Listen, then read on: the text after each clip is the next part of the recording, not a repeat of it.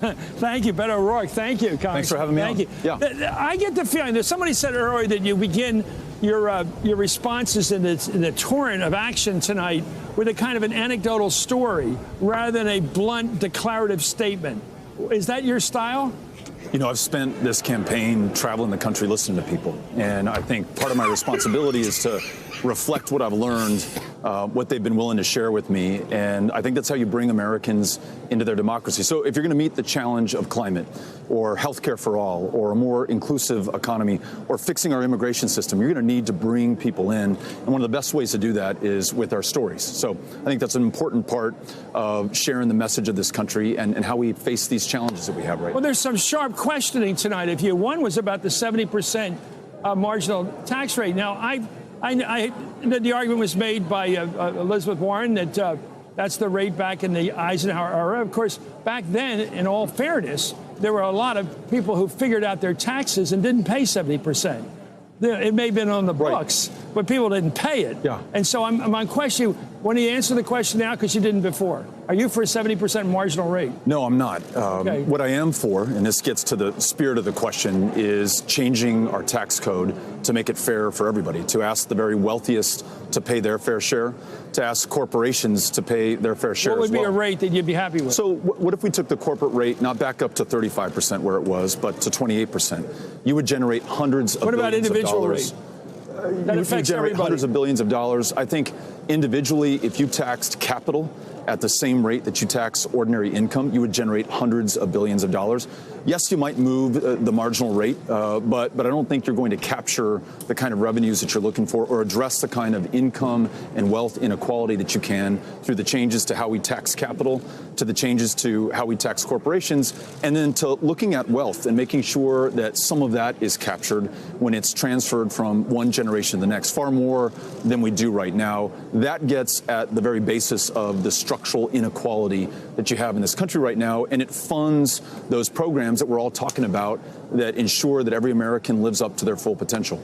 You know what I heard tonight? I heard a lot of people competing for how much they could give to people and arguing that they would take that money from the wealthy to pay for it. And people seem to be competitive about that.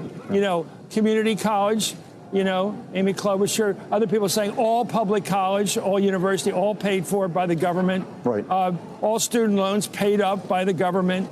Is that a problem of your party right now, that people are competing to offer money transfers from one economic group to another in a way that it really has become galloping at this point, the promises? Well, we certainly can't win or achieve these goals by pitting one set of Americans against another set of Americans. Are we doing that? We got to bring everyone in. So I'll give you an example. You mentioned college affordability.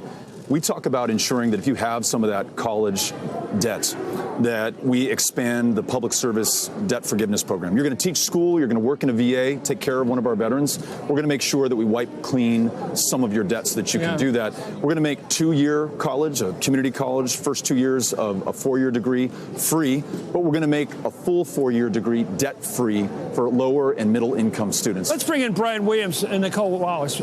Guys, come on in. Join me with Beto.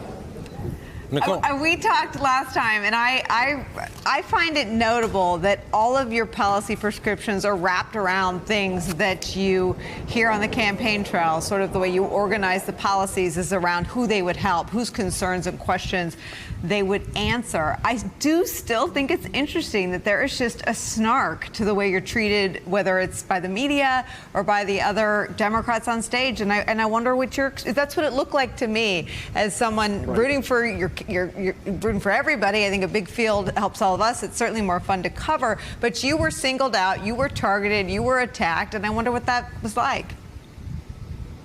Look, you've got a president who is trying to define this country by his pettiness, his smallness, his meanness. I don't think more of that is going to get us to where we need to be. I think we should instead be known by our confidence, our courage, was Castro small and mean to you?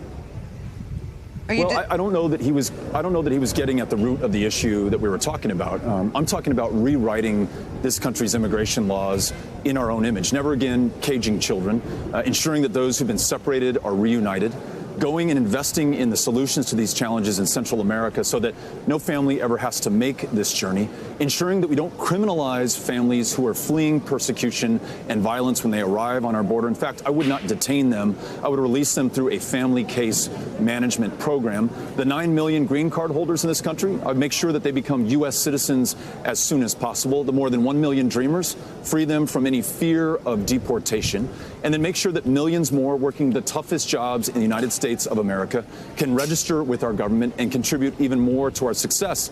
I think if we do all of that, it's understandable to ask those who come to this country to follow our laws, because there will be a safe, orderly, lawful process to do that. So I think we have to look at the big picture and the big opportunity when it comes to immigration. That's what I'm focused on right now, and that's reflective of what I'm hearing from folks across this country.